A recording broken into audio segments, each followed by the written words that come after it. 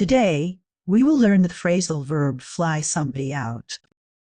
Fly somebody out means to pay for someone to travel by plane.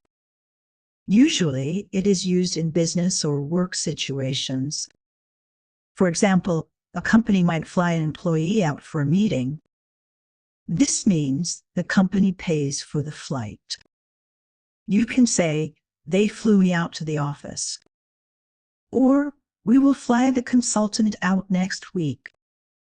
Remember, somebody means somebody or someone. This phrasal verb is separable. You can say, "fly her out" or "fly out her." But "fly her out" is more common. Don't say, "fly out to her." That means something different. Fly somebody out focuses on sending someone away by plane. It is different from fly somebody in, which means bringing someone to your place.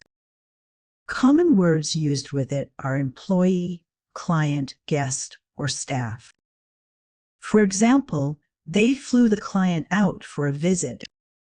Try to use fly somebody out in your daily English.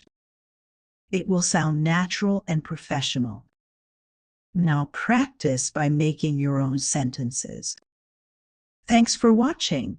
Keep learning English.